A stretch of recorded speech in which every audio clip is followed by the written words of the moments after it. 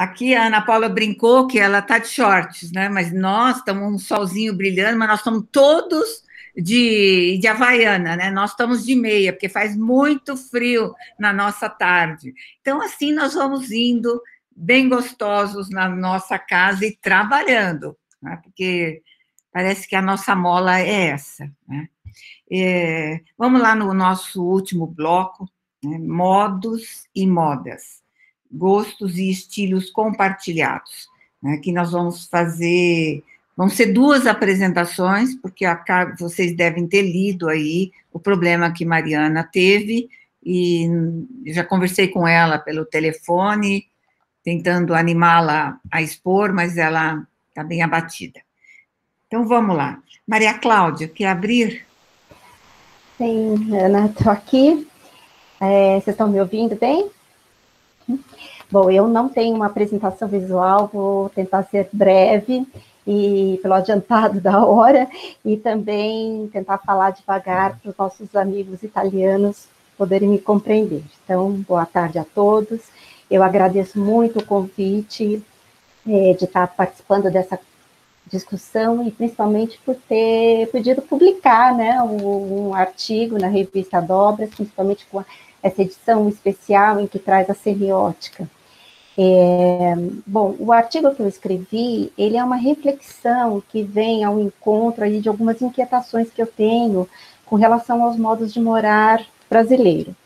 Esse tema, ele é bastante trabalhado, estudado, e é possível encontrar assim, um grande material e variado, mas, sobretudo, com pesquisas que as abordagens são direcionadas tanto para questões econômicas, sociais e ambientais. Pouco tem de pesquisa e produções que abordem o design de interiores e ambientes, e mesmo assim, aqui no Brasil, a gente quase não tem grupos de pesquisa dedicados ao tema. Por aproximação que mais a gente tem, trabalhos e produções que falem da arquitetura de interiores pelo viés da história. Primeiro, eu sou designer de interiores, eu trabalhei muitos anos para clientes residenciais, então tudo aquilo que envolve os modos de morar, na perspectiva da atualização da casa, passando por tendência, moda, gosto e até assim, vontades que muitas vezes não podem ser concretizadas, né? Entre o querer e o poder, aí, né, das modalizações, sempre esteve muito presente na minha área de atuação. O mestrado em comunicação e semiótica, ele ampliou o meu olhar para as questões mais relevantes sobre esse espaço construído e principalmente com a relação dos usuários que estão nesse espaço, né? Então, mais precisamente de um tempo para cá, eu tenho buscado a aproximação da semiótica no campo do design de interiores. Então, tudo isso é muito incipiente ainda, né? Assim, eu acho que é uma forma de eu estar fazendo uns estudos e algumas produções com o intuito de contribuir principalmente para ter um pensamento melhor em relação ao papel do design de interiores na sociedade. O artigo, ele tem o tema Reflexões Sociossemióticas, os sentidos dos modos de morar brasileiro, que ele vai tratar a relação do modo de morar, o sujeito morador articulado pelo gosto da moda de morar. Eu acho que o grande aprendizado que eu tenho para o campo do design de interiores é que a sociossemiótica, ela, por garantir a investigação de objetos mais dinâmicos, né, como as práticas de vida, como o CPS tem um grande material que trazem essas práticas dos usuários em espaços como as instituições culturais, em comércios, em ruas, eu trago essa reflexão do mesmo modo, sendo que o espaço é a casa, local em que vão se desenrolar práticas domésticas atreladas às escolhas que os moradores fazem para esse espaço casa. E aí, nessa interação, o sentido de morar ele pode ser compreendido, né? A metodologia que a sociossemiótica utiliza, a partir aí dos encadeamentos de regimes de interação, que é proposto por Eric Landowski, é bastante útil para pensar os vários aspectos e desdobramentos, não apenas desses modos de moragem, mas também de práticas profissionais do design de interiores e de ambientes, na requalificação de espaços, articulando o interior e o exterior, entre outros aspectos. Quando eu escrevi o artigo, a gente estava no auge da pandemia, e me saltava aos olhos, que vem muito ao encontro do que nós temos discutido aqui sobre a moda, né, do corpo vestido, mas a moda da casa, como as pessoas, primeiros repórteres dentro das suas casas, como que estava aquele cenário em que a pessoa está colocada ali, nesse novo diálogo que se abre entre casa e aquele corpo que está ali comunicando. Então, nesse viés, em particular do artigo, eu fui capaz de construir o meu pensamento crítico sobre a moda da casa, imposta para todos, a qualquer custo, ou mesmo por questões de formato e composições que são replicadas para as classes sociais. Aqui foi um desdobramento, até por uma questão que já estava na minha tese, na minha dissertação de mestrado, que eu apenas dava uma pincelada em relação a esses formatos replicados, mas que agora, de um modo mais amadurecido, tem a possibilidade de estar estudando de uma forma mais ampliada, né? E eu acho que mesmo questionar assim, uma moda que é apenas seguida para ser visto como um sujeito de bom gosto, né? Que entra muito nos regimes de visibilidade que a gente estuda na sociossemiótica. Eu ressalto principalmente que a metodologia, ela faz ser possível a explicação que é vital para o design de interiores, que é um encontro entre o estético e o estético, na elaboração aí de um ambiente que faça sentido para os usuários, né? Algo que é extremamente benéfico para o campo do design de interiores e ambientes, que atualmente se apoia muito mais em referências do que produções inéditas. E para que isso aconteça, né, com essas produções que são mais originais, e que tenha isso com mais frequência, é importantíssimo entender e ter a compreensão que a moda, ela tem o seu ritmo, mas ainda há muito espaço para presentificações de singularidades do usuário do espaço.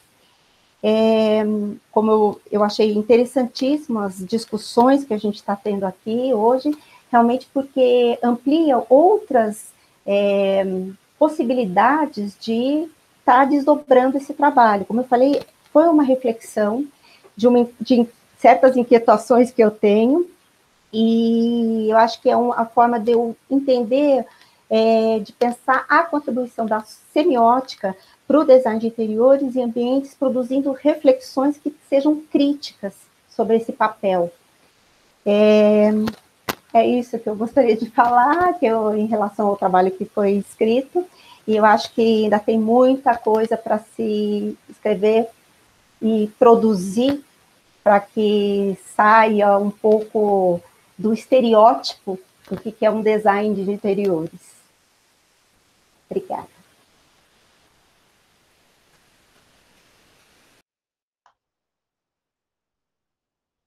Il microfono, Ana Cláudia. Microfone, Ana. Obrigada, Maria Cláudia. Simone eu não chamei, eu estou vendo o João aí, mas espero que a Simone esteja ouvidos e atenções aguçadas. Estou aqui sobrevivendo. Sobrevivendo. Bom, a Bianca vai conhecer hoje, vai levar aí, como a Patrícia, vai levar como nós somos resistentes, né? E como nós gostamos do tempo de estar junto. E esse é o caminho agora, Bianca, para você fazer o encerramento. Sì, bene, che onore. Allora, sarò molto sintetica. Innanzitutto, ecco, come potete ben vedere, purtroppo non parlo in portoghese, però ecco, ho cercato di tradurre, spero correttamente, le mie slide. e quindi il titolo del mio contributo per Dobras, per cui ringrazio Anna Claudia e Giulia per avermi coinvolto, è incarnare una cultura para traducila e innovala o BTS entre identitate e alterità. La mia domanda di ricerca è quindi come andare ad analizzare con strumenti semiotici la relazione tra identità e moda, quindi come i vestiti, gli accessori rappresentano l'identità e come poi questa identità va a dialogare con l'altro. Per fare questo ovviamente sono partita dalla definizione di identità data sul dizionario di semiotica che è sempre qui vicino a me di Greimas e Curtes e ci dicono che identità e alterità sostanzialmente conservano un minimum semico che va in modo da orientarli verso la distinzione, perché l'identità, insomma, cito Cremassa e Curtes, è un tratto o un insieme di tratti che hanno in comune due o più oggetti, e mentre l'alterità è ovvio che descrive gli elementi di differenza. Quindi questi tratti insieme possono essere considerati identificativi e vanno nella direzione di mantenere la persistenza, e questa persistenza poi viene analizzata da Lottman e poi da Fontanille, dal primo relativamente alla semiosfera e dal secondo relativamente alle forme di vita. Questa persistenza sostanzialmente riguarda il modo di mantenere la propria identità anche nel corso del tempo, e quindi la persistenza riguarda il modo di essere, il modo di comportarsi, il modo di vestirsi. E però questo dialogo tra identità e alterità è sostanzialmente in continua evoluzione, perché i loro confini sono mobili e porosi proprio come quelli della semiosfera lottmaniana, e il fatto che questi confini sono mobili e porosi sostanzialmente permettono di ciò che sta all'interno della semiosfera, del nucleo caratterizzante di sopravvivere e persistere, e invece il dialogo che avviene con l'alterità permette di innovare ciò che sta all'esterno e quindi di resistere nel corso del tempo. Infatti possiamo dire che la semiosfera permette di circoscrivere il luogo e la specificità delle forme di vita, qua cito Isabella Pezzini e Francesco Sedda, che appunto vanno a delimitare un determinato spazio di significazione, tanto globale quanto ovviamente dotato di specificità. E appunto il centro della semiosfera va nella direzione di ciò che prima ho anticipato e ho chiamato forme di vita, che Greimas insomma definiva come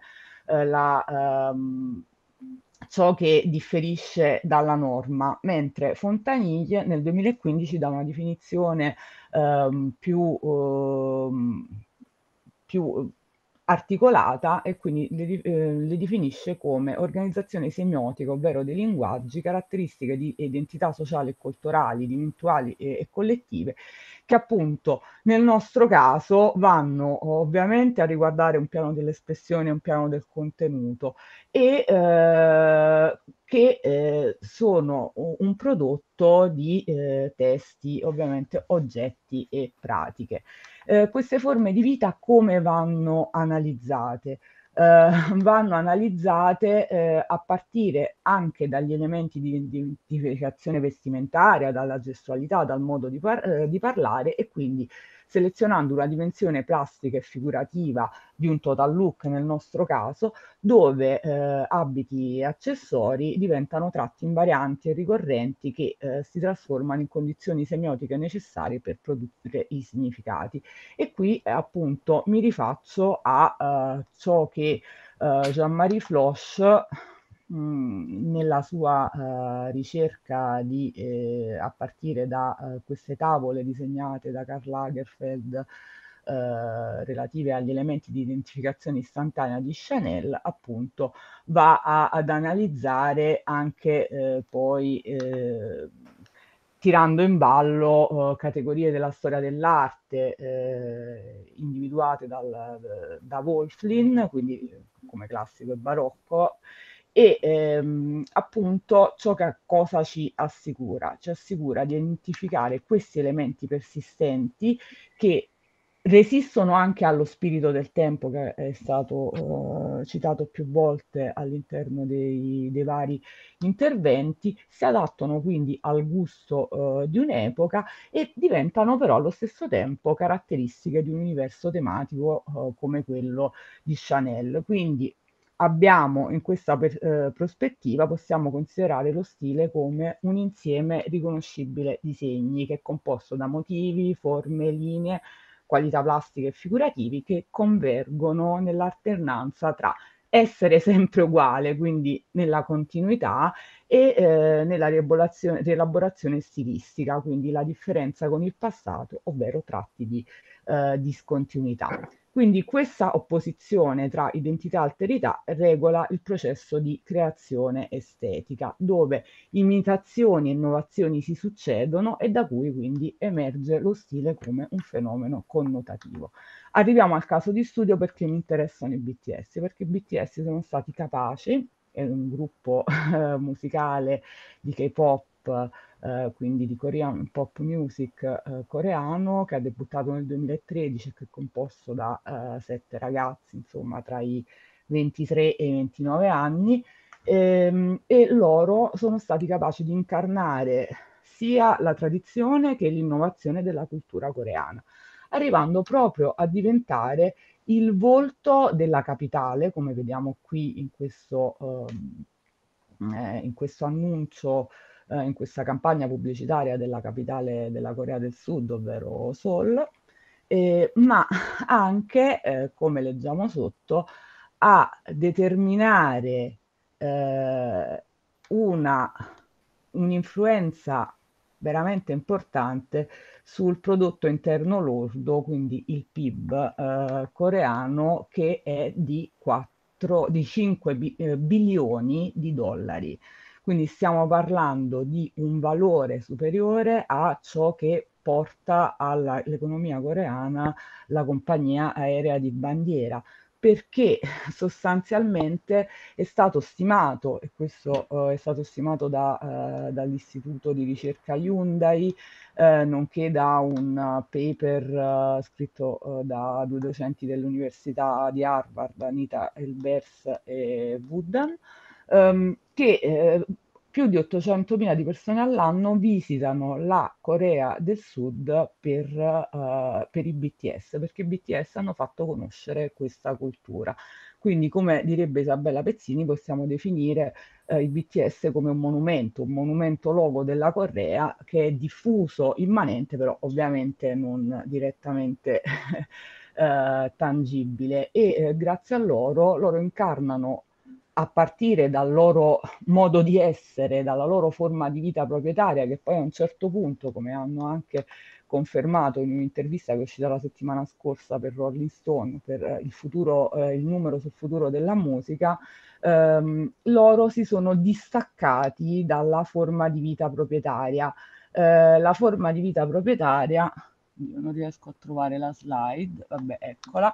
La forma di vita proprietaria sostanzialmente è la cultura coreana, la semosfera, che ingloba il K-pop, quindi il loro genere musicale, da cui loro si sono distaccati e hanno creato un genere a parte. Un genere a parte perché? Perché loro alla fine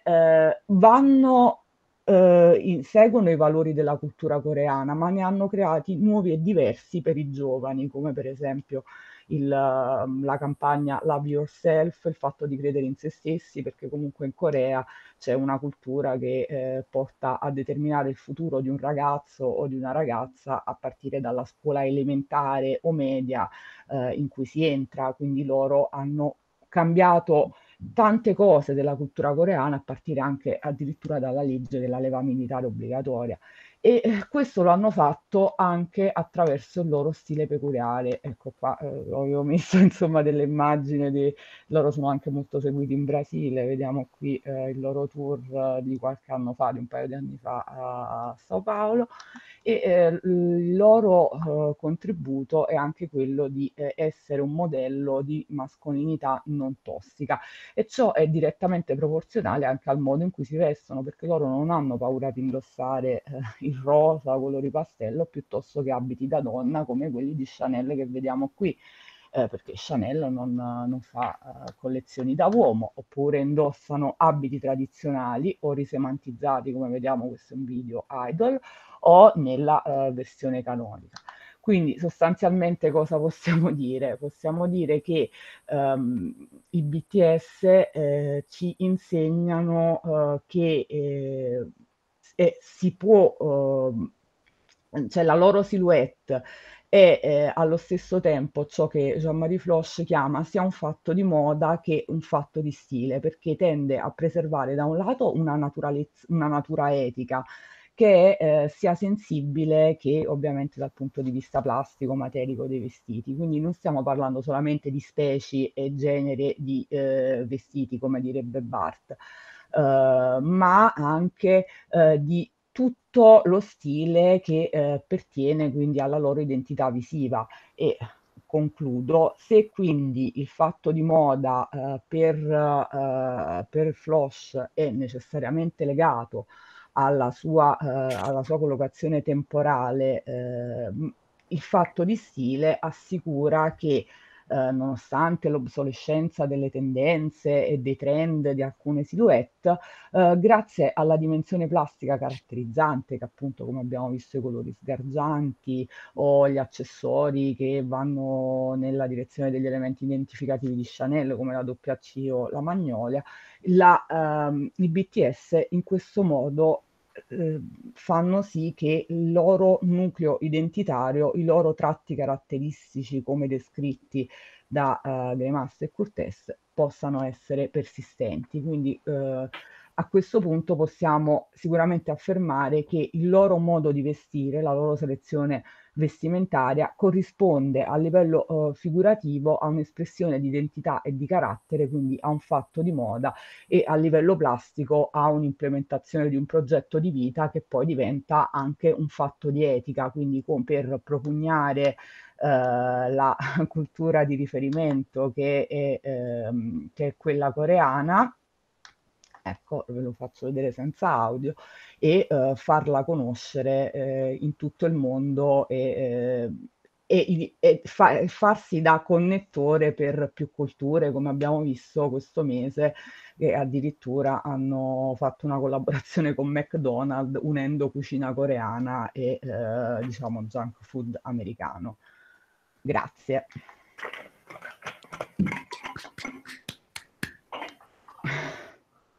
Grazie.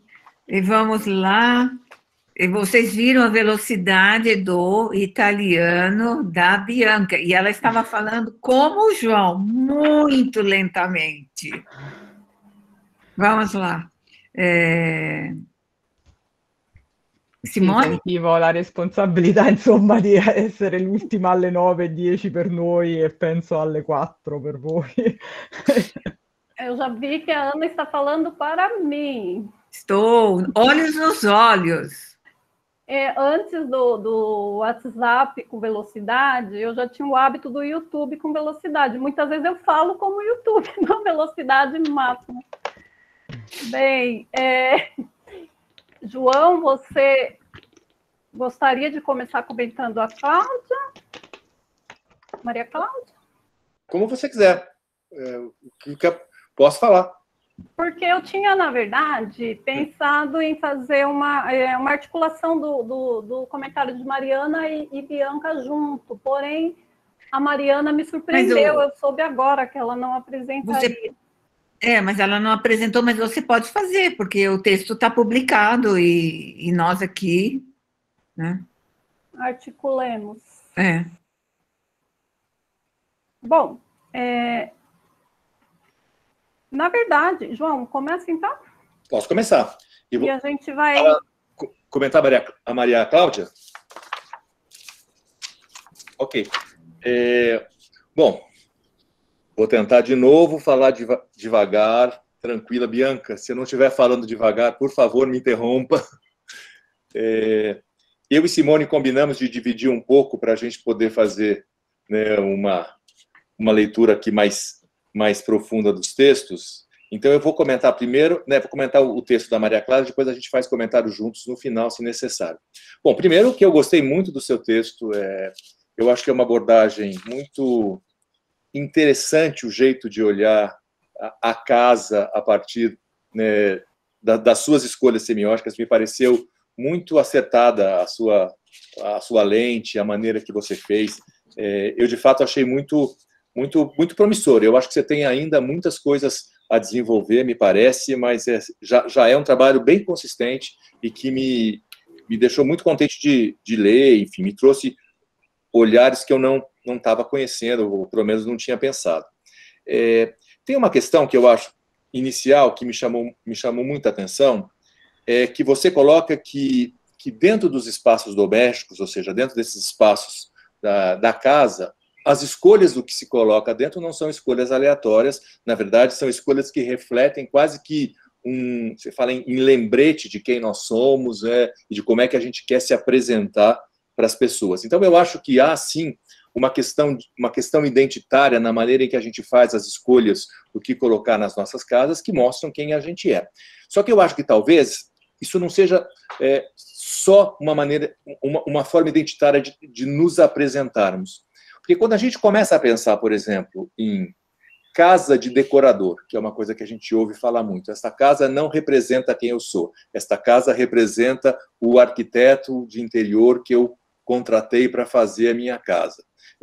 Começa a ter uma certa manipulação do espaço doméstico por questões que não são questões tão identitárias, ou são questões identitárias também, porque me deixar apresentar por aquilo que eu não sou também é uma forma de apresentação identitária. Então, eu acho que talvez essas questões de que maneira as coisas que estão dentro da casa, você fala muito do colecionador, eu acho que é um dos aspectos, né? Tem uma escolha enorme do que mostrar, que talvez como trabalhar a relação identidade-alteridade ou a apresentação de si, né, possa ser um caminho também interessante. Porque você fala bem da questão do ajustamento, mas eu acho que tem uma questão de manipulação e de programação muito forte também nas maneiras de se desenhar esse espaço ou de se utilizar o espaço doméstico. Então, eu acho que esse é um ponto importante. Até pelas escolhas de moda, porque tem a cor, você menciona isso, tem a cor, que é a cor da temporada, a cor do ano, né? Tem os móveis, que são os móveis do ano, tem o tapete, que é o tapete que faz parte, né? Tem o lugar onde eu coloco todas as minhas relíquias, minhas coisas de viagem, para mostrar para os lugares todos onde eu estou. Então, tem as coisas que são feitas para dentro e tem as coisas que são feitas para fora. Principalmente porque os espaços da casa são espaços que são frequentados de maneira diferente. Você tem um pedaço da casa, que é a casa para si, que é aquela casa do seu ambiente, para a sua família, para o seu, né, pro seu uso interno, é um espaço de uso interno, e tem a parte da casa que é a casa para os outros. Então, a sala, a varanda gourmet é um grande exemplo, é um espaço construído para o outro, para receber o outro, para se colocar para o outro. Então, entender também essas utilizações do espaço, ou uma certa semiótica do espaço, ou de ocupação e uso do espaço dentro da própria casa, talvez te tragam alguns caminhos interessantes, né, de pensamento, de reflexão. Eu acho que são elementos importantes. Um outro ponto também que eu acho que talvez este momento de pandemia trouxe, e que a gente precisa pensar bastante nele, né, porque a gente está vivendo exatamente isso agora, é que o espaço doméstico é, por natureza, um espaço da ordem do privado, né? A minha casa, na minha casa entra quem eu convido, na minha casa vão as pessoas, né, que eu quero receber, né, e eu organizo a minha casa para mim. Só que a pandemia, principalmente com aquilo que nós estamos fazendo agora, né, que nós estamos vivendo a partir das nossas casas, o que era da ordem do privado passa a ser da ordem do público. Então, as salas de visita passaram a virar salas de aula para os filhos que vão estudar, né? Os quartos passaram a ser lugar de fazer apresentação em seminários, em palestras online, né? A cozinha e a copa da casa virou lugar de trabalho, onde eu faço reunião com as pessoas que estão dentro da casa. A gente já mencionou quantos incidentes aconteceram, porque as câmeras estão abertas e a casa é dada a ver de uma maneira que ela não foi originalmente programada. Então, talvez uma questão que a gente possa pensar nesse momento é como é que se pode pensar essa utilização do espaço a partir de uma publicização de um espaço que era da ordem do privado, porque isso também condiciona diferente, né? Eu organizo os livros que estão aqui atrás de uma maneira que eles vão ser vistos por quem eu estou. Ou eu apago, como eu fiz agora, e deixo o fundo um pouco nublado para que ninguém veja exatamente os livros que estão, se está meio desarrumado. Então, eu programo o espaço para que ele possa ser visto de maneiras diferentes. Então, acho que isso também pode ser uma direção interessante para você, né, continuar os estudos e continuar a pesquisa. Eu acho que pode ser um trabalho interessante a partir daí. Por enquanto, isso. Simone, você assume. Muito bem, João. Bom, então eu vou fazer uma articulação aqui do texto da Bianca e da Mariana. Tá com eco, gente? Não, tá bom. Tá. Bem, primeiro, Bianca é um piacere conhecê-la. Eu já conhecia de textos, já traduzi texto seu para dobras mesmo. Então, é realmente um prazer conhecê-la pessoalmente, ainda que mediada, né, pela tela. Bom, tanto Bianca quanto a Mariana chama atenção os dois trabalhos na forma como eles conversam, né? Primeiro, a sensibilidade, eu queria destacar a sensibilidade das duas na captação do objeto, de objetos impactantes, né? Impactantes, eu digo, em relação ao potencial de contribuição para as pesquisas na área, né? Na área de moda e na área da semiótica mais especificamente. O BTS, né, é notadamente um fenômeno aí, midiático internacional atualmente, né? Com potencial enorme de análise, aí, com muitas questões que não cabem nesse pouco espaço de tempo que a gente tem aqui, mas é importante porque já vai deixando caminhos para a gente pensar relações, né? E a Mariana tem uma sensibilidade muito interessante também quando ela capta o objeto que ela chama de objeto vestível, o tênis branco, né? Então, primeira questão que chama atenção na construção dos artigos é realmente objetos que impactam e que dão elementos interessantes de análise. Queria fazer um parênteses breve com relação à curadoria que a Ana Cláudia faz, junto com a Júlia, na organização do dossiê como um todo, e dessa sessão em especial, né, que colocar um trabalho de colocar em relação os artigos, colocar em diálogo, né, de maneira que eles vão se complementando, vão se articulando, e que permite que a gente faça essa discussão aqui de uma forma mais transversal mesmo, né? Então, tanto a Mariana quanto a Bianca, elas vão mostrar realmente nos seus trabalhos a potencialidade de análise do discurso da moda enquanto sistema de organização de linguagens. A Bianca traz o conceito de forma de vida como expressão de forma de vida, né? E lugar para a gente pensar narrativas de construção identitária, que é um ponto focal, né, nos estudos da moda. Então, a relação de identidade, alteridade, relações de identificação, né, especificamente mais em relação ao trabalho da Bianca, isso fica muito presente na descrição que ela faz do percurso de evolução da banda BTS, né?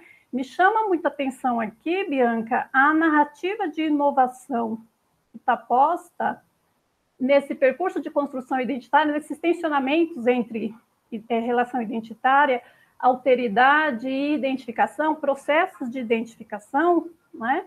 Como a gente tem um conceito de inovação aqui, que ele é um conceito não de criação, mas de recriação de algo, né? Já que parte de uma cultura estabelecida, da cultura idol, dentro do K-pop, que é o fenômeno mais geral aí, e vai traçar um percurso de construção de uma identidade própria, que você chama de identidade BTS, né? Linguagem identitária própria.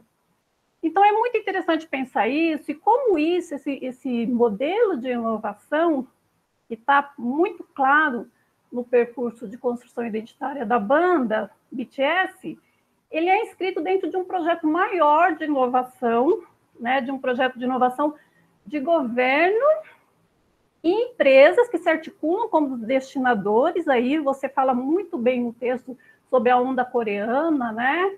O impacto disso na apresentação você toca um pouco, que é um trabalho de reposicionamento de imagem. Então, o que está dado aí é um trabalho de construção de imagem, de reposicionamento de imagem, mediante a desafios das complexidades contemporâneas, né? Então, por trás da banda BTS, você tem toda uma organização geoeconômica de projeção de imagem, né, de país, uma reestruturação econômica, política, social, que consegue atingir, inclusive, uma disposição geopolítica, né? Então, se colocando aí como modelo a ser seguido.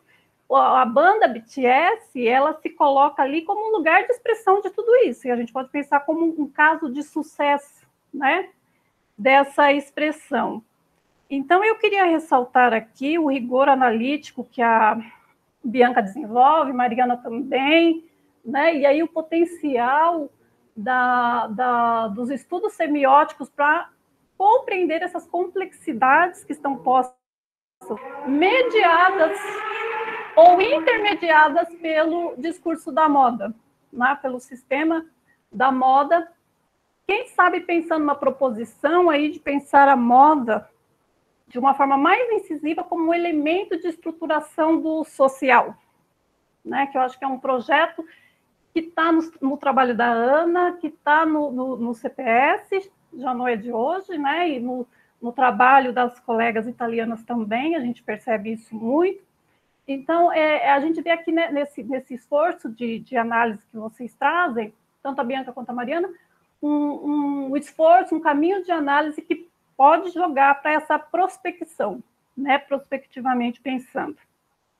A contribuição da Bianca, vou focar mais aqui no caso dela, sem dúvida, nos tensionamentos dessa relação de identidade e alteridade. Então, né, quando você coloca lá o percurso de evolução da banda, e aí você tensiona alteridades, né, com a identidade sul-coreana, primeiro com americanidades, depois se voltando para a cultura, né? E aí mostra toda a força de domínio, que, de certa forma, que se tem desses articuladores, desses destinadores. Depois a gente pode conversar um pouco mais até sobre isso, nesse jogo de articular formação de identidades, né? Dentro desse projeto de projeção da banda. Outro ponto que eu destacaria como ponto alto do seu trabalho, Bianca, é como você consegue tirar a perspectiva exclusivamente mercadológica, que a maior parte das análises relacionadas ao BTS trazem, né, e vão tratar o BTS como produto, estritamente como produto. Então, eu leio o seu trabalho e vou com a expectativa de encontrar uma ideia de produto e não é aquilo que você põe, né? Então, geralmente, quando a gente encontra as análises sobre o BTS, é de cara a questão mercadológica de produto da banda, da construção identitária como produto que se coloca. E o que você consegue aqui é alcançar, através da sua análise de forma de vida, muito bem colocada, é como você tem no percurso final de inovação, quando a banda alcança uma forma peculiar de ser ídolo, né, uma forma própria de ser ídolo, que a eleva como forma de vida. Então, muito mais do que um produto, né? Ela inova no sentido de inovar a indústria cultural sul-coreana, ultrapassando essa questão que é uma estratégia, eu poderia dizer, o João está aí para comentar, de marketing muito bem sucedida, de construção, né? Eu não vou chamar de produto, mas de construção de um estilo de vida muito bem colocado. Então, o trabalho é louvável nesse ponto, e se eu puder articular com a perspectiva aqui do trabalho da Mariana, eu vou dizer que a Mariana consegue também, né, trazer pelo viés da escolha que ela faz, da sensibilidade de captar o tênis branco como um objeto que perpassa diferentes estilos e da perspectiva do sujeito promove a construção identitária, ela consegue ultrapassar a visão comum que se tem do tênis branco como um coringa, né? Então, a maior parte das análises que a gente vai ver no discurso da moda, facilmente jogaria o tênis branco para um elemento como um coringa, né? E a Mariana consegue entrar numa questão que parece simples, mas não é, e trazer toda a complexidade dessa movimentação de relação identitária, né? Então, como você tem buscas de pertencimentos mediadas por um mesmo objeto, no caso da Mariana, mas juntando com a Bianca, tensionando essas relações de construção de identificação, né, no processo de identidade e alteridade. Então, sem dúvida, 2 trabalhos que apresentam uma grande contribuição para os estudos da moda, para os estudos semióticos no campo da moda, e um caminho prospectivo que eu acho que o dossiê aponta como um todo, e aí eu ressalto novamente a curadoria especial da Júlia e da Júlia e de Ana Cláudia, muito com a mão da Ana Cláudia, porque nós conhecemos, e Júlia comentou isso, né, na manhã, nós conhecemos esse fazer da Ana Cláudia, esse talento que ela tem para organizar abordagens de objetos, colocando esses elementos para conversar e colocando o leitor numa relação que eu digo sensível porque você fica numa relação de progressão de conhecimento, de um quero mais que chega, eu diria, ouso dizer, é um êxtase de conhecimento aí. É uma relação aí de saber, de sabor interessante. Então, voltando na questão do caminho prospectivo que eu vejo no dossiê como um todo, é justamente de pensar, e aí já encaminhando a formulação de uma questão mais geral, que a Bianca pode comentar, e a gente pode pensar no debate também, é de como pensar os processos de enunciação cada vez mais complexa desses destinadores, né, que usam, que aparecem aí mediados pelo discurso da moda, né? Então, por exemplo, no caso do BTS, você tem grupo empresarial, midiático, governamental, forte peso do governo, redes sociais que são fundamentais, no texto aparecem muito mais, né, Bianca, do que você colocou aqui, e as ruas, né, a pressão das ruas, com as suas dimensões, demandas todas variadas, né? No caso específico do Oscar Freire, você tem um elemento de coerção forte ali, mas não deixa de ter a surpresa da rua também, né? Nesses corpos vestidos que estão na rua. Então, pensar a complexidade de enunciação desses destinadores, enunciadores, porque nesse processo de enunciação que a gente pode pensar elemento de mediação da moda, em direção a pensar justamente a moda como um elemento estruturante no social. Eu acho que a gente vai ter aí cada vez mais complexidades no mundo atual, né? Um mundo que caminha notadamente para a multilateralidade, e certamente outros modos de vida, outros modos de se relacionar com objetos, elementos postos, né, vão nos desafiar. Então, eu acho que tem percursos analíticos aqui maravilhosos que dão caminhos prospectivos para a gente pensar isso. E aí eu queria deixar uma contribuição, se eu puder, para a Maria Cláudia, e é um texto que eu gostei muito de ler também, apenas por questões de otimização de tempo mesmo, eu e o João resolvemos fazer essa semidivisão, né? O texto da Maria Cláudia, por exemplo, ele testa esses modos de gostar, né? Ele provoca os modos de gosto de modelos padronizados na moda casa, onde você tem, né, teoricamente, uma relação de proximidade, de privacidade, né, com os objetos. Ela testa essas formas de gosto, dizendo que tem outros gostos, né? Então, o trabalho da Maria Cláudia, ele é gostoso de ler, é um alento, e ele mostra formas de resistência, né, a elementos coercitivos, propondo, né, através da sociossemiótica do Landowski, relações de interação que vão dar outros gostos, quem sabe outros gostos, né, mas outros modos, né? E aí a gente volta lá para o título da nossa sessão, de se relacionar, né, mediante as expressões, as manifestações dos sistemas da moda, dos objetos que estão aí captados de uma forma mais geral no sistema da moda. Então é isso, não vou me alongar muito, porque eu sei que nós estamos com o tempo bem adiantado, né?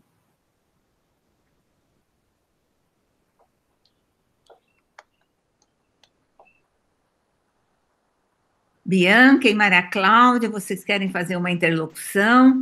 Eu vou falar rapidamente aqui, só agradecer o comentário do Ciaco, da Simone também. Eu acho que essas sugestões, Ciaco, estão anotadas aqui.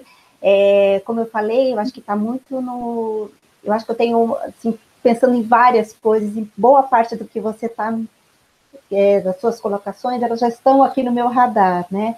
Acho que foi um grande desafio escrever o artigo, mas aí eu acho que até me apropriando do que próprio Landowski fala, né, que a sociossemiótica é uma estrutura de pensamento. Eu acho que foi um exercício para colocar várias questões que eu penso que são favoráveis para esse período que a gente está vivendo do design de interiores. Eu acho que eu faço parte de uma associação, a discussão ela está entrando cada vez mais para o campo da pesquisa, coisa que não acontecia. Então, eu acho que tem esse valor de estruturar realmente o pensamento, né? Quando você falou sobre manipulação e programação, evidente que tem, e eu acho que o grande contribuição que tem a elipse é porque quando a gente pega algum tema, a gente sabe que ela pode se deslocar, então o ideal é que essa construção da moda da casa, ela esteja mais para o lado da sensibilidade do que numa programação e numa manipulação. Então, eu acho que foi isso que eu quis tentar, né, colocar, mas eu agradeço muito a contribuição de vocês dois e com certeza eu vou estar desenvolvendo mais. Obrigada. Anch'io ringrazio questa bellissima analisi di Simone del mio contributo, veramente ha centrato tutti i punti che insomma non ho avuto modo di spiegare, soprattutto quello della complessità, perché ecco, come ben detto da Simone, i BTS si inseriscono e poi hanno creato appunto una forma di vita proprietaria nell'Hallyu, questa ondata coreana che insomma citando Landowski, ha operato un contagio estetico su tutte le altre culture con cui si sono incrociate, stiamo parlando appunto a livello mondiale.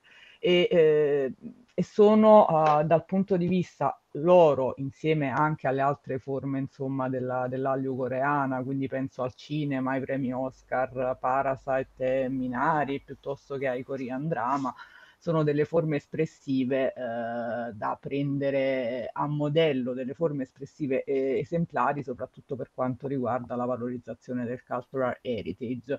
Quindi sì, insomma, questo è il primo punto della mia ricerca che sto facendo in modo da poter da poter espandere il potenziale per poter andare a toccare i vari punti dell'aglio, in modo da poter anche ricavare una tipologia che possa essere utile, per esempio, in una cultura che ormai ha raggiunto un grado di saturazione come quella nostra italiana, dove siamo arrivati a un punto in cui non ci riusciamo più a valorizzare, forse perché c'è troppo, ecco.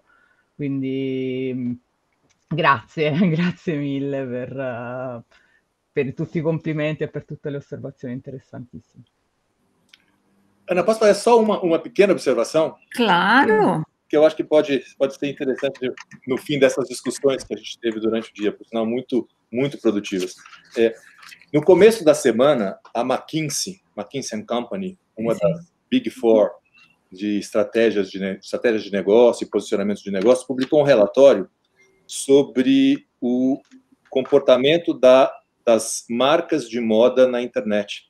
Ele chamou de 6 fatores de sucesso para as marcas de moda na internet.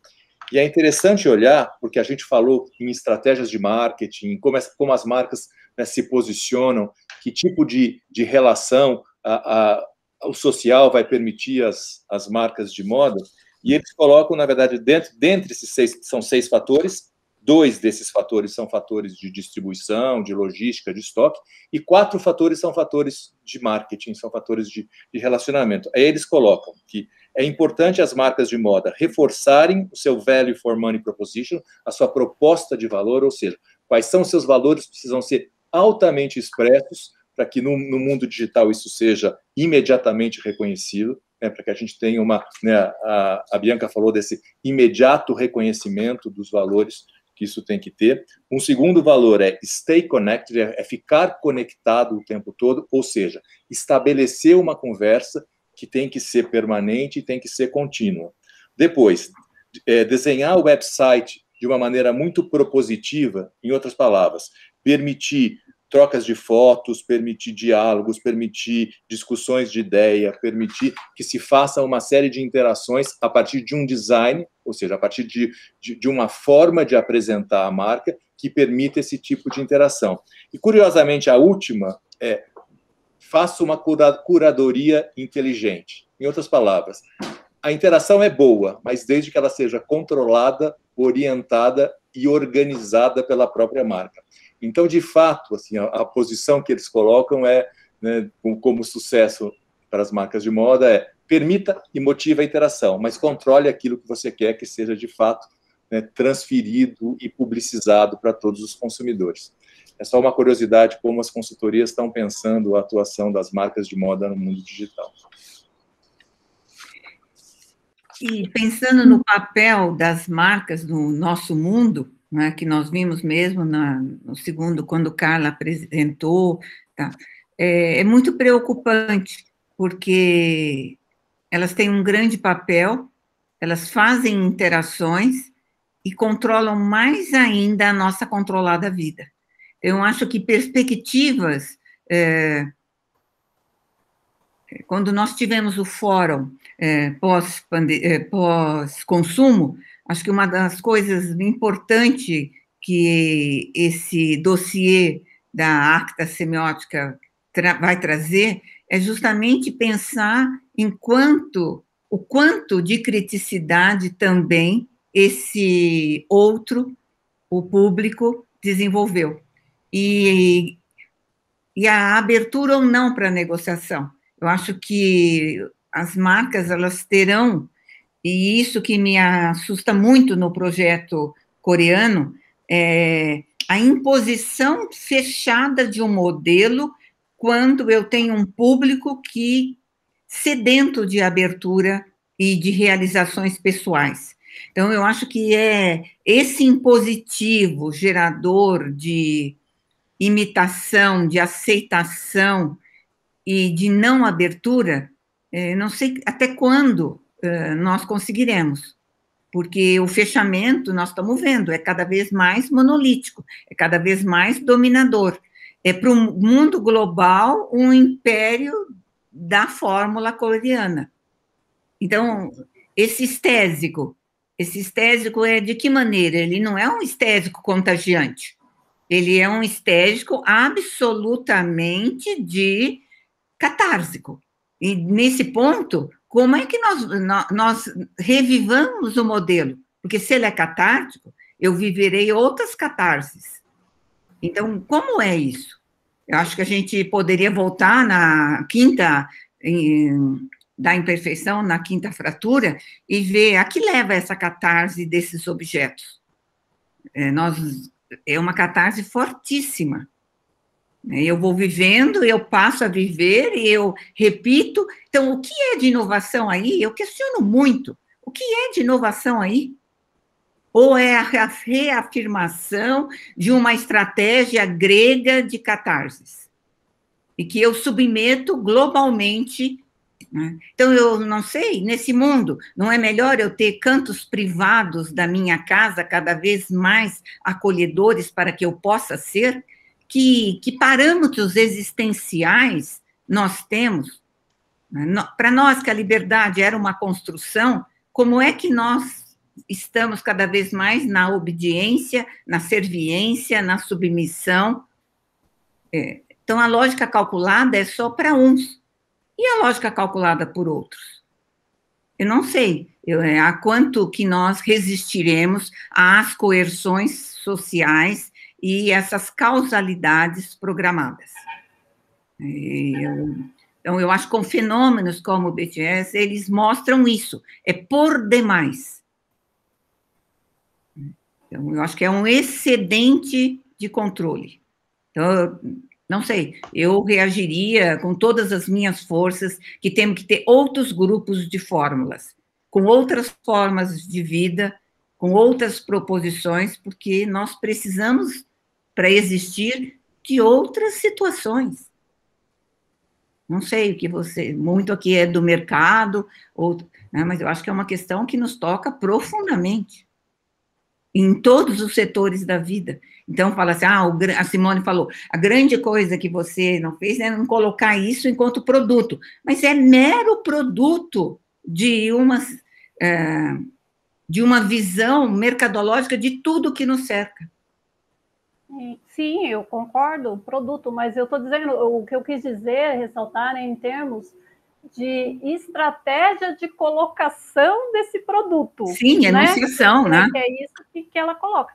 E a questão da inovação, muito embora tenha-se muito falado, né, é preciso pensar na qualidade dessa inovação. E é por isso que eu penso que, no caso do BTS, você tem uma inovação que não é uma ruptura, é uma inovação que é uma recriação muito bem planejada, né? E a Bianca pode falar melhor, porque daí você pega elementos dessa cultura idol que são globalizados, já reconhecidos e aceitos, e parte dali para criar uma linguagem identitária. Mas o quanto essa linguagem identitária vai oferecer caminhos outros de livre expressão, né? E isso é altamente questionável, é um projeto bastante fechado. Eu acho que a Bianca quer falar. Sì, però ecco, la storia di BTS in realtà è controversa, in quanto loro debuttano presentandosi come gli anti-idol, cioè l'anti-gruppo, diciamo, normale del K-pop, della Korean pop music. Infatti loro passeranno molti, ma molti anni prima del successo che poi è stato in realtà determinato non dal mercato, ma dal supporto del fandom, che hanno riconosciuto il loro potere di rinnegare i valori in cui gli adolescenti della Corea contemporanea non si riconoscono, e a un certo punto la nazione li ha dovuti riconoscere per forza, ma loro sono stati prima riconosciuti dall'estero e poi quest'anno, perché sono arrivati al top delle classifiche, sono stati riconosciuti dalla loro cultura.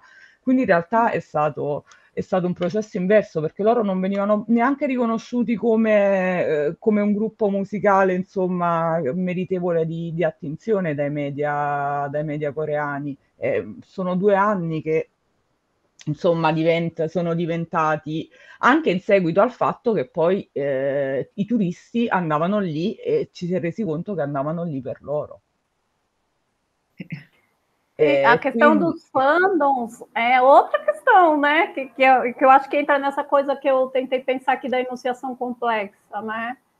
Certo. Que eu acho que dá análise, campo de análise aí também, desculpa. Certo, però la loro agenzia, perché ecco, c'è tutta ci sono varie cose, come vengono costruiti questi gruppi, e lì le altre agenzie praticamente impacchettano e hanno delle regole, hanno delle strategie e hanno delle tattiche che la loro agenzia, che ora vabbè ha cambiato nome, prima era Bighitto Rehive, ha sostanzialmente applicato solo in parte, solo per quella parte che serviva per lanciarli sul mercato discografico nazionale, per la parte insomma dell'allenamento, della formazione, però tutto il resto è stato rinnegato, ecco, quindi volevo solamente portare all'attenzione questo tratto, insomma, che mi sembra importante. Grazie. Alguém presente quer fazer alguma observação, quer fazer algum comentário, quer relacionar? Penso siamo rimasti da as outras portas. Podíamos até abrir todas as janelas, que somos poucos, somos 14 aqui, né, finalizando. Alguém quer fazer algum comentário?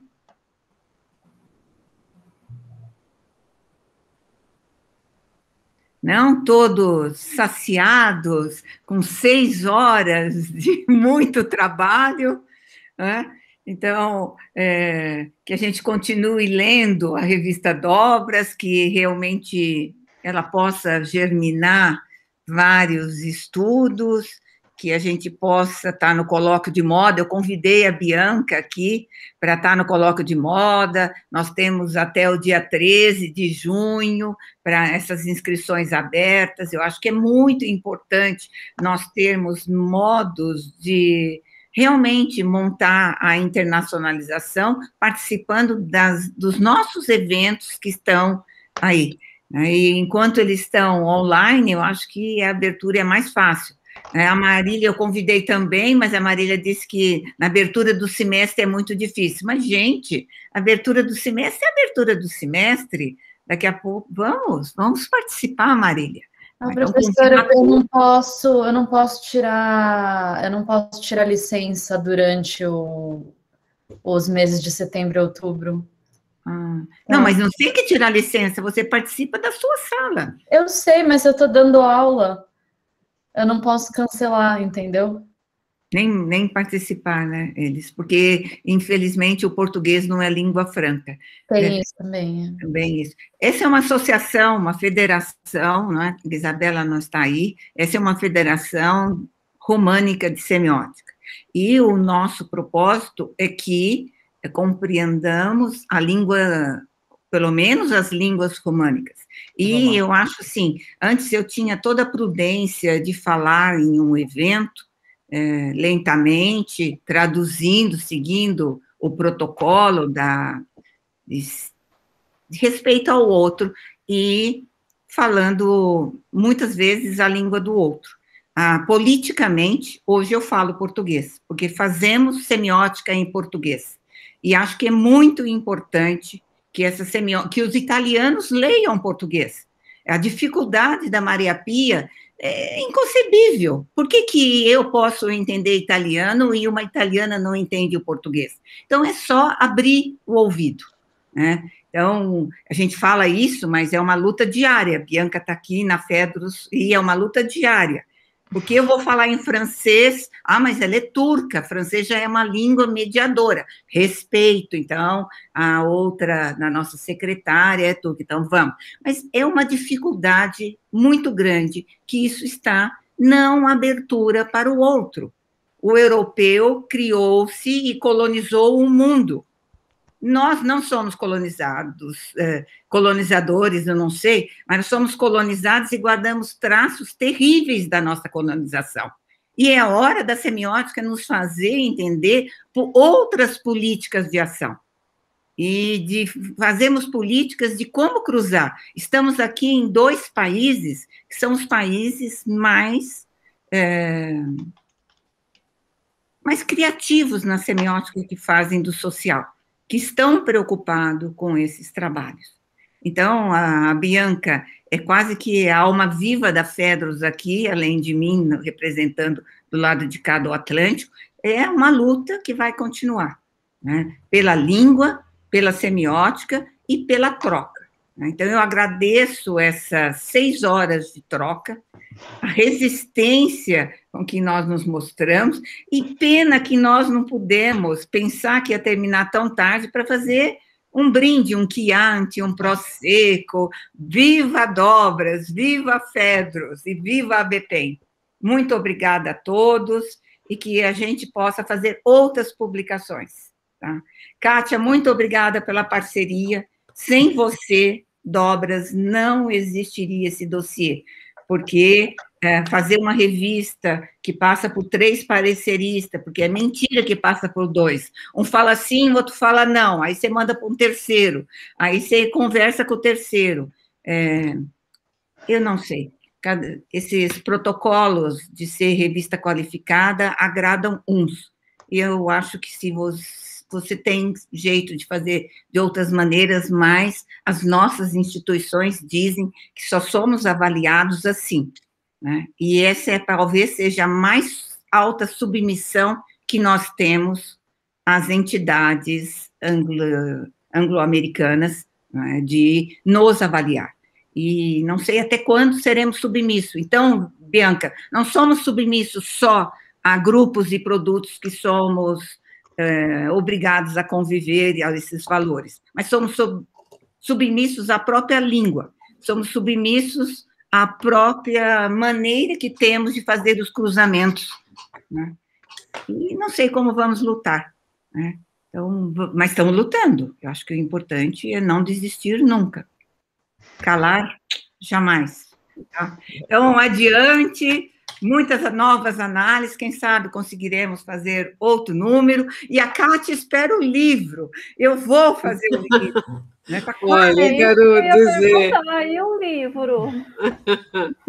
Ainda não apareceu por aqui, Simone. Não apareceu mas por lá. O projeto é antigo, né? O projeto tem 6 anos. Inclusive, lendo esse dossiê, eu pude percorrer vários caminhos, né, que a gente já trabalhou junto, a Ana, a Kátia, a Ana estão muito à minha frente nisso, mas eu consegui pegar uma boa parte, não vou dizer boa, uns 10 anos para cá, ou mais, de 2005 para cá, e aí, lendo o dossiê, a gente vai revivendo. Queria dizer também que a entrevista da Ana está maravilhosa. Foi por onde eu comecei a ler o dossiê. Quando eu peguei aquilo, eu fiquei emocionada com tanta, né, abordagem interessante. E por onde começar? E aí, ao invés de seguir o percurso programado, como eu disse, um trabalho de curadoria maravilhoso que está posto ali, eu decidi começar pela entrevista, e ali é de uma riqueza, de uma sensibilidade. Parabéns a Kátia, que entrevistou, Ana, que se colocou ali de forma fundamental, plena, para entendimento da teoria, dos avanços, do percurso feito. E, claro, eu lembrei do projeto do livro. Vamos tentar dar conta. Eu acho que eu queria só dizer, primeiro, que acho que a resistência é aquilo que a Ana Cláudia, principalmente, nos ensina a fazer, né? É criar evento, é criar publicação, é trocar, criar encontro. Isso a Ana é incansável, como muitos daqui já disseram. E depois, para mim, ter a Ana na moda, ou ter tido, né, esse espaço privilegiado, eu acho que de interlocução com a Ana Cláudia e com a semiótica através dela, é um privilégio muito grande para a área. Eu acho que assim propiciou uma expansão de pensamento, deu fundamentação para a própria associação, porque moda, acho que fora também, né? Mas é uma área muito nova, né? Então, quando eu comentei aqui o texto da Patrícia, né? Todas as interlocuções bibliográficas que a própria área da moda não tinha e tem dificuldade em processar. Então, acho que isso tudo é muito importante, o papel da semiótica, do programa da PUC, né? Na formação de vários pensadores ou pesquisadores na área de moda foi fundamental. Então, eu acredito muito que nós, enquanto moda, devemos muito ao programa de semiótica, muito à Ana Cláudia, né, especificamente por não só ter formado todos esses pesquisadores, mas por ter me deixado colar nela e ela colar em mim, e falando, não é assim, faz assado, vai para cá, e sempre me inspirando muito com essa energia gigantesca que ela tem. A entrevista foi emocionante, acho que para mim também, porque demorou, acho que mais do que um texto para ser produzido. Mais do que um ano, gente, a entrevista. É uma entrevista lá, pera. E aí, a hora que iam voltando as respostas, apareciam outras questões, e foi um reviver. Realmente foi muito emocionante acho que para nós, né, Ana? Enquanto histórico, que nem a gente não se dá conta, né, das coisas que vão sendo construídas. Então, quero agradecer, para mim, muito emocionante essa troca com a Itália hoje, né? Foi onde eu comecei a pensar moda e onde a Ana Cláudia me endereçou para a Júlia, falou, vai lá na Itália, passa lá, né? Então, foi a primeira bibliografia internacional de semiótica que eu tive também. E aí a Pesini, todos os demais já estão próximos. Então, agradeço muito e reviver esse contexto dos semioticistas brasileiros, sentir carinho no coração, estar em casa, né? Obrigada, viu? Obrigada. Bianca, quer encerrar do lado da Itália, pela Fedros aí? No, ma fallo tu, per favore, sei la vicepresidente. Io non... No, certo ringrazio tutti, ovviamente, per aver resistito fino alle 5 a questo punto, credo, Sì, da alle voi. 5. Io alle 10, tra un'ora c'è anche il coprifuoco in Italia, quindi ecco.